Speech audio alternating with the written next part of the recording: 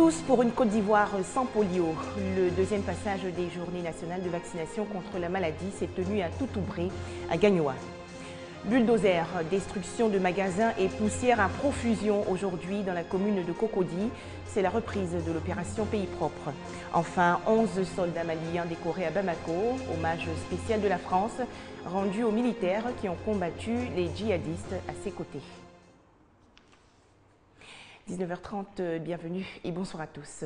Les Gbaka en grève aujourd'hui dans la commune de Yopougon. La raison, les chauffeurs de minicar desservant la ligne Yopougon-Adjamé réfutent la création de nouvelles lignes. Il s'agit des axes Yopougon-Bingéville et Yopougon-Abobo. Les explications de Franck Wadio et Ami Soussoko. Carrefour Kenya dans la commune de Yopougon. Il est 10h ce lundi. Des minicars, communément appelés Gbaka, sont stationnés. Fait inhabituel. Les chauffeurs protestent en effet contre la création de nouvelles lignes. Fait la ligne Abobo, Yopougon, Yopougon, Abobo, Yopougon, Bingéville. Vraiment ça, on a vu que ça ne nous arrange pas parce que depuis qu'ils ont créé cette ligne, les recettes qui étaient à 25 000, on n'arrive même plus à trouver même 20 000. On a essayé de discuter avec eux, il n'y a pas de solution. Notre seule force, c'est un arrêt de travail. Une situation qui crée des désagréments à certains usagers. Je ne m'attendais pas à ça, je partais à Djamé. Et puis soudain, comme ça, tout le Gbaka commence à raser, on me dit il y a grève. Bon, ça fait 2 heures du temps que je suis là. Je suis en retard, j'ai un rendez-vous à Djamé. D'Adjamé, je dois arriver au plateau et puis je suis là, j'attends, il n'y a pas de Gbaka. D'autres, par contre, accueillent la création de lignes à Yopougon-Bingéville et Yopougon-Abobo avec satisfaction. Je crois qu'ici à Abobo, à Yopougon, je crois que ça nous arrange. Face à cette réalité, le syndicat des chauffeurs de Yopougon décide de suspendre ces différentes lignes après une rencontre avec les mécontents. J'ai un problème de communication avec les délégués qui sont désignés sur les lignes. Nos enfants qui sont sur le terrain, souvent on dit qu'ils font de la surenchère. Bon, on a déjà discuté avec les différents partis, comme je l'ai dit tantôt. Ils sont d'accord. Très prochainement, vous allez les voir sur la route en train de rouler. Nous sommes d'accord sur le fait que les lignes qui sont arrivées sans l'accord des différents responsables de la commune, ces lignes sont définitivement suspendues.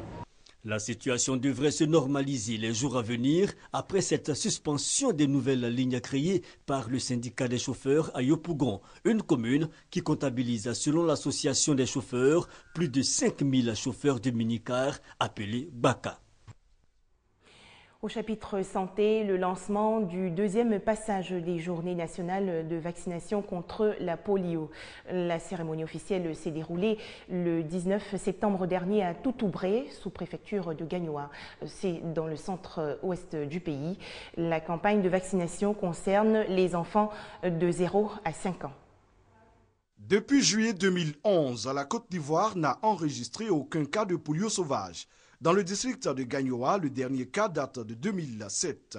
Le lancement du deuxième passage de la campagne de vaccination contre la poliomyélite dans le département de Gagnoa vient renforcer toutes ces actions de lutte pour éradiquer définitivement la polio. Le représentant du ministre de la Santé et de la lutte contre le sida a félicité les agents vaccinateurs, les invitant à poursuivre leurs efforts. 2018 a-t-il indiqué l'année butoir pour la certification de l'éradication de la poliomyélite et la Côte d'Ivoire n'est plus loin du but. Le deuxième passage des journées nationales de vaccination contre la poliomyélite a débuté officiellement à Toutoubré dans la sous-préfecture de Gagnoa. Un hommage à Dassé Michel, agent vaccinateur décédé lors du premier passage de vaccination en juin dernier. La ministre de la Santé et de la lutte contre le sida, après avoir apporté la compassion du gouvernement à la famille, a décidé de prendre en charge la scolarité 2014-2015 des enfants de cet agent vaccinateur disparu dans l'exercice de ses fonctions. C'était un reportage de Serge Coléa. Le bilan de l'épidémie d'Ebola en Afrique de l'Ouest continue de s'alourdir. Selon l'Organisation mondiale de la santé, la fièvre hémorragique a infecté 5800 personnes, dont 2800 sont mortes en Guinée-Conakry, au Libéria et en Sierra Leone. Santé toujours, le secteur sanitaire ivoirien se dote d'une conférence des ordres de santé. L'organe présenté récemment à la presse est composé de médecins, pharmaciens et chirurgiens dentistes. Sa mission, coordonner et collaborer les activités de ces professionnels de santé afin d'offrir des soins de qualité aux populations. Les explications de Eve Boué et Franck Quadio. L'accès à des soins de qualité et l'assurance maladie universelle hier, la menace du virus Ebola aujourd'hui, quelques réalités vécues différemment et qui préoccupent bien les populations. Ma mère comme ça qui était très malade, le temps qu'elle quitte à Montpouvenir, elle l'assurance, on allait à l'hôpital, il fallait que les médecins d'abord donnent l'accord. Moi je n'ai pas d'assurance. Quand je ne travaille pas encore, je ne suis pas fonctionnaire, donc je n'ai pas encore pensé à faire d'assurance. On parlera de qualité lorsqu'il y aura le matériel dans les hôpitaux. On nous donne une image d'avoir tout le matériel dans les hôpitaux. Mais en réalité, il n'en est rien. Inquiétude partagée aussi par 3 ordres, les médecins, les pharmaciens et les chirurgiens dentistes. Ils décident d'unir leurs forces pour relever ces défis. La conférence des ordres de santé Corsi, créée depuis le 12 septembre 2014, est donc officiellement présentée à la presse. En ce qui concerne les enjeux futurs, vous savez que pour 2015, c'est la couverture maladie universelle et beaucoup de problèmes vont se poser. La carte patient, la carte professionnelle des médecins, ce sont des cartes électroniques. Il y a aussi les données des patients qu'il va falloir préserver concernant la confidentialité, le secret médical. Il y a aussi les honoraires des professionnels. Il y a des actions qui sont menées par les médecins qui doivent être continuées par les pharmaciens. Si ces actions ne sont pas remontées au niveau des pharmaciens, s'il n'y a pas une plateforme qui permet de se concerter, de faire comprendre certaines actions menées par les pharmaciens, mais cette action ne va pas jusqu'au bout. Au jour d'aujourd'hui, pour nous, il est important qu'on puisse former une chaîne dans tout ce que nous aurons à mener comme action durant tout ce qui est événement, aussi bien sur le plan santé que sur le plan pandémique.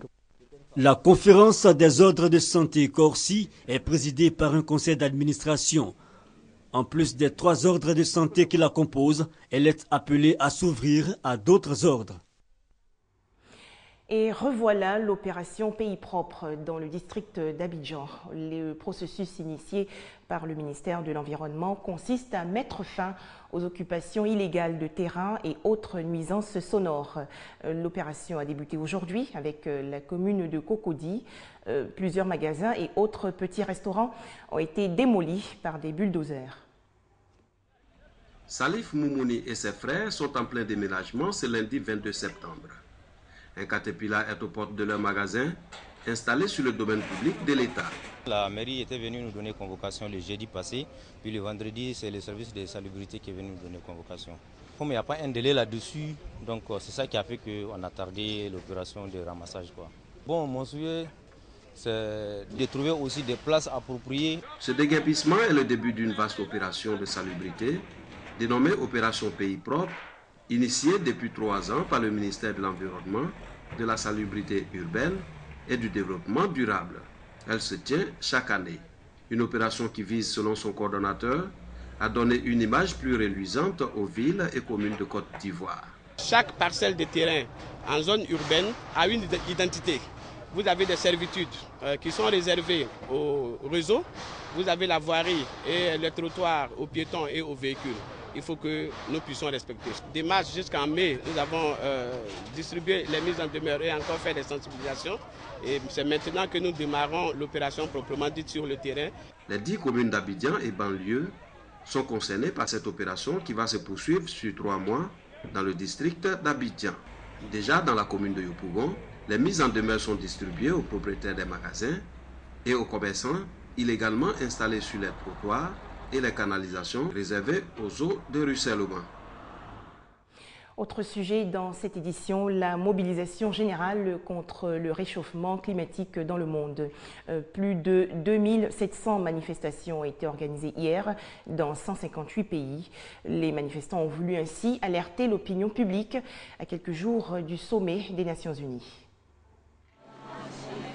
La pluie ne les a pas empêchés de venir méditer sur l'avenir de la planète. Version méditative ou festive, le rendez-vous pour réclamer une action urgente contre le changement climatique a été très suivi dans le monde entier. À New York, 310 000 personnes ont défilé dimanche 3 fois plus que prévu par les organisateurs. La plupart des 2500 événements qui étaient programmés aujourd'hui ont déjà eu lieu.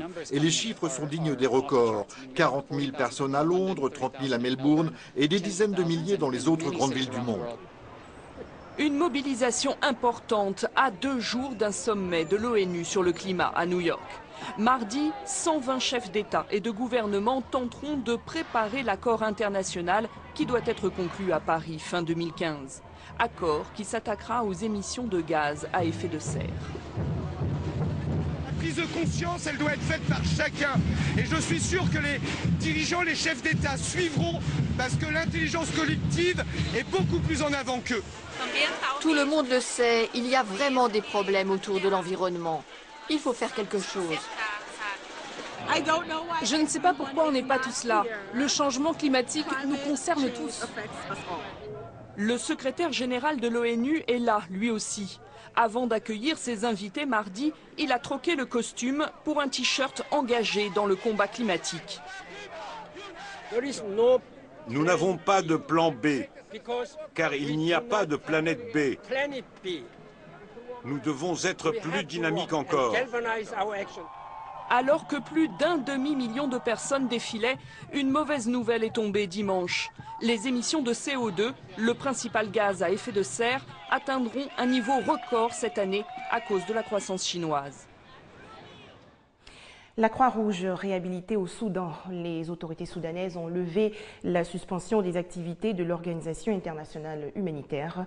Pour rappel, Khartoum avait suspendu les activités de la Croix-Rouge dans le pays le 1er février dernier, évoquant des problèmes techniques. 54 ans d'indépendance aujourd'hui au Mali, mais à la veille des cérémonies, l'opération Serval a rendu un hommage spécial à quelques militaires maliens ayant combattu les djihadistes aux côtés des soldats français. 11 militaires maliens ont été décorés. 11 militaires ont été décorés par l'armée française pour leur rôle dans la libération du Nord Mali, où ils ont combattu les islamistes. Une cérémonie symbolique en marge de la fête de l'indépendance. Plus de 100 000 Kurdes s'échappent de la Syrie. Ils sont arrivés en Turquie ces derniers jours, fuyant la poussée des djihadistes de l'État islamique dans le nord-est de la Syrie. Face à la poussée des djihadistes de l'État islamique en Irak et au Levant, les Kurdes de Syrie n'ont plus eu d'autre choix que la fuite. Avec un baluchon de quelques effets personnels rassemblés à la hâte, ils se sont rabattus par milliers vers la Turquie voisine. C'est la population de pas moins de 60 villages, incendiés et vidés à coups de rafales d'armes automatiques, qui se retrouve à vouloir traverser les barbelés et le cordon de sécurité de l'armée turque. Les djihadistes ont pillé tous nos biens, il fallait fuir. C'est la situation sécuritaire qui nous a chassés. Il n'y avait évidemment que la Turquie. Beaucoup viennent de la ville syrienne de Ain al-Arab, Kobané de son nom kurde, à proximité de la frontière. Des combattants du parti kurde syrien de l'Union démocratique y sont encerclés et attendent des renforts du PKK pour arrêter l'hémorragie. Avec l'arrivée de 130 000 réfugiés en 4 jours, ce nouveau débordement de la crise syrienne déstabilise sérieusement la Turquie. Nous approchons les 1 600 000 réfugiés en Turquie et maintenant, avec l'afflux de plus de 100 000, nous ne savons pas où ce chiffre va s'arrêter. Nous ne savons pas de quoi est fait l'avenir. La police turque a même dû intervenir pour empêcher les Kurdes de pénétrer ou retourner en Syrie pour prêter main forte aux leurs restés sur place. La population estime en effet que le président Erdogan ne fait pas grand-chose pour les protéger.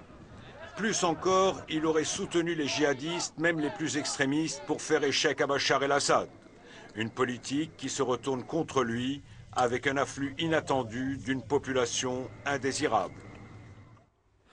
Enfin, le Premier ministre irakien contre une intervention étrangère au sol. Haïdar al-Abadi a réitéré aujourd'hui son opposition au déploiement de forces étrangères au sol en Irak pour combattre les djihadistes de l'État islamique. Voilà, merci de votre confiance et de votre fidélité à RTI2.